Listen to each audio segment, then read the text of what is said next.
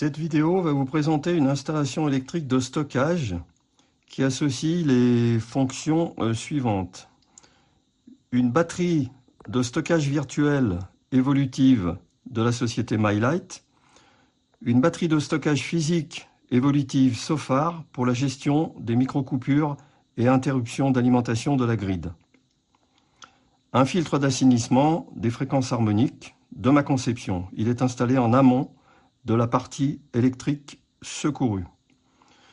Cette installation alimente et sécurise en énergie une maison d'habitation d'indice énergétique A de 130 m² avec chauffage et climatisation au sol, une piscine à température régulée, une borne de charge pour 2 véhicules électriques, un ballon d'eau chaude et un laboratoire de développement de prototypes électroniques. L'alimentation depuis la grid est en triphasé 18 kVA. Et ici, le compteur Linky associé à son disjoncteur 500 mI en 18 kVA. Le chargeur VE est un 22 kW triphasé de puissance maximale connecté au bus série du Linky. Il adapte sa puissance en temps réel en fonction de celle du véhicule et du compteur. Le champ photovoltaïque de 30 panneaux Maxeon a une puissance totale de 12 kW crête, générée par le gateway en phase. Alors vous avez ici le tableau en phase avec son gateway associé. Donc le boîtier qui pilote effectivement l'intégralité du champ photovoltaïque, des onduleurs donc.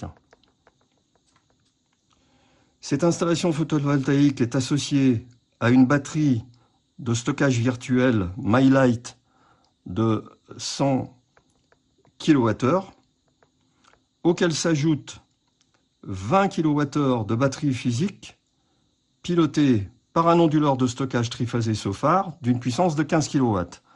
Donc l'onduleur Sofar, vous l'avez ici, le boîtier ici, accroché au mur, et vous avez ici en dessous 2 batteries de chacune 10 kWh, une batterie Master et une batterie Slave, et qui vont être upgradées prochainement jusqu'à une énergie de 40 kWh. Je vais donc doubler encore. Alors cette configuration me permet d'être autonome à 100% durant plus de 8 mois à une latitude de 45 degrés, tout consommateur confondu. Je précise qu'il y a 2 véhicules électriques pour un kilométrage cumulé de 30 000 km par an et à raison de 140 Wh par kilomètre de consommation moyenne à l'année.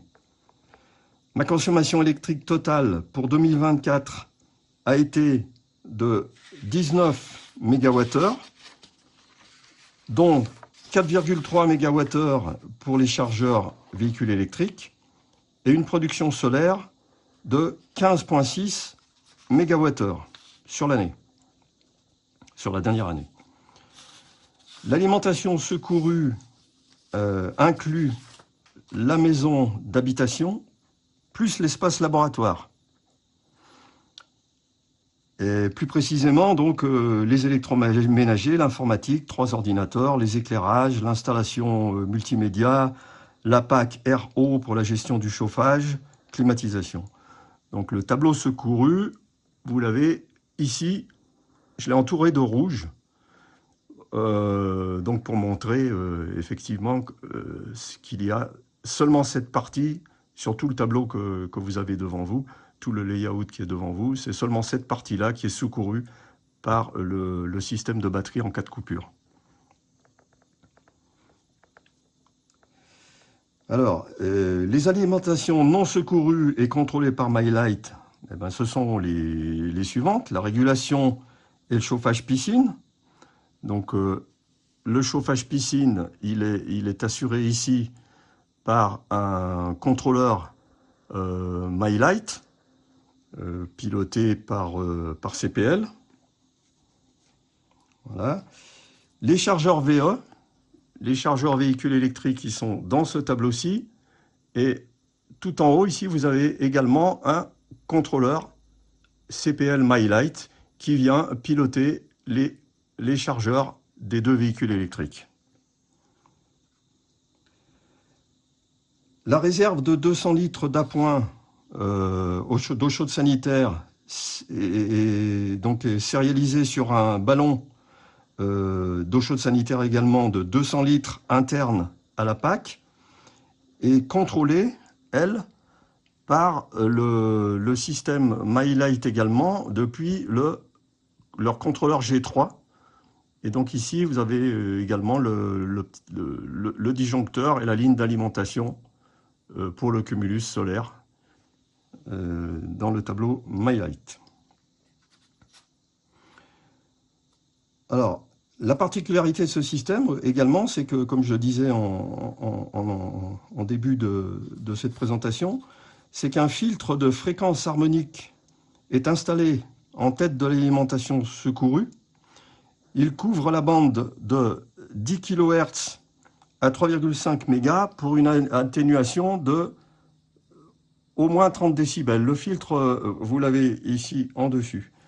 Donc, ce filtre garantit un résidu de 30 mV crête-crête intégré en aval du filtre sur toute la gamme de fréquences. Le filtrage est symétrique sur le neutre et chacune des trois phases. Il s'agit d'un prototype de développement personnel. Ce type d'équipement n'est évidemment pas disponible commercialement, surtout pour cet ampérage et cette symétricité de filtrage phase neutre. Généralement, les fils de fréquence harmonique que l'on trouve commercialement ne filtrent que la phase, mais jamais le neutre. Toutes les pollutions harmoniques générées par les moteurs, compresseurs de PAC, onduleurs, chargeurs, CPL, courant porteur en ligne, donc, adaptateur secteur Ethernet, compteur Linky, communication micro-onduleur, des panneaux photovoltaïques et bien d'autres choses encore, sont complètement éradiquées par le filtre. Alors, les communications CPL MyLight entre le contrôleur G3 Master et le pilotage des esclaves ne vont bien évidemment pas traverser le filtre. Tous ces équipements, tous ceux qui sont pilotés par CPL, doivent bien sûr être placés en amont du filtre.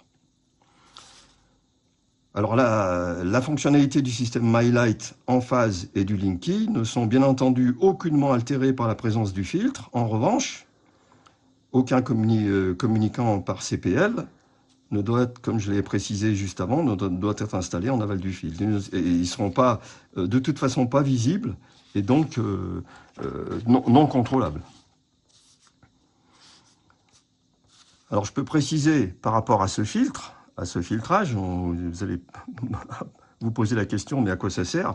En fait, il y a énormément, de plus en plus de personnes électrosensibles et qui ne supportent pas d'avoir des fréquences harmoniques qui se promènent sur l'installation électrique 50 périodes de leur réseau et qui s'en trouvent en bien meilleure situation, se sentent mieux lorsque l'on éradique ces fréquences. Et il y a également les adeptes du horsing, la connexion à la Terre, qui sont aussi très satisfaites de l'efficacité de ce filtrage. Ils peuvent se connecter à la Terre dans des conditions super saines. Alors l'avantage du système MyLight, je pourrais dire que c'est sa souplesse de configuration, avec l'intégration de nouveaux systèmes contrôlés par CPL, par exemple, ou par le bus série RS485. J'ai pu ainsi progresser dans l'expansion de mon installation électrique, rajouter des compteurs de mesure, etc. Ça s'est toujours très bien passé. Et bien évidemment, le CPL, comme je l'ai dit tout à l'heure, toujours en amont du filtre, lorsqu'on a un filtre de fréquence harmonique. En revanche, le RS485, l'avantage du système, c'est qu'on peut les placer en aval du filtre. En revanche, ce que je déplore, un petit peu de la part de MyLight, ce qui est dommage quand même, c'est que le nombre de ces équipements esclaves pilotables apparemment est limité à 6. Et ça, je trouve que c'est dommage. Alors, par les interfaces RS485, je surveille la consommation instantanée de chaque phase, de l'alimentation secourue, de la PAC de la maison, de la filtration piscine, du cumulus solaire. Et on peut encore en rajouter d'autres, hein. Tout ça est visionné directement du site internet MyLight en temps réel et également de l'application MyLight sur le portable, sur le smartphone. Alors les compteurs MyLight, ben, vous les avez peut-être repérés déjà. Donc il y en a un qui est ici, c'est celui qui pilote le cumulus solaire au travers du contrôleur G3. Et puis, vous en avez ici plusieurs. Ici en haut, vous avez un compteur par phase, la phase 1. La phase 2 qui est répartie sur ces deux rangées est contrôlée par un deuxième compteur. La phase 3, qui est mon dispositif de chauffage, donc l'alimentation de la PAC chauffage, la PAC chauffage de la maison est mesurée directement par ce compteur. Et vous avez ici un départ vers le pool house, avec également un compteur qui me mesure en temps réel la consommation de départ vers l'alimentation des systèmes piscines. Alors là encore, j'aurais souhaité, ça c'est dommage, MyLight ne le propose pas, j'aurais souhaité une programmation par contact sec en fonction du niveau de remplissage de la batterie virtuelle. Par exemple, lorsqu'on atteint 80 à 90% du remplissage batterie, j'aurais aimé avoir une alarme sur contact sec que je vais pouvoir utiliser pour piloter des relais de puissance, par exemple. Voilà, tout ce que je peux dire sur cette installation un petit peu particulière, mais qui permet, c'est pour montrer qu'on peut quand même associer un système de batterie virtuelle type MyLight et qui autorise aussi une certaine souplesse, la preuve ici, en ajoutant aisément, assez facilement, un système de batterie physique pour protéger l'installation en cas de coupure de la grid. Merci d'avoir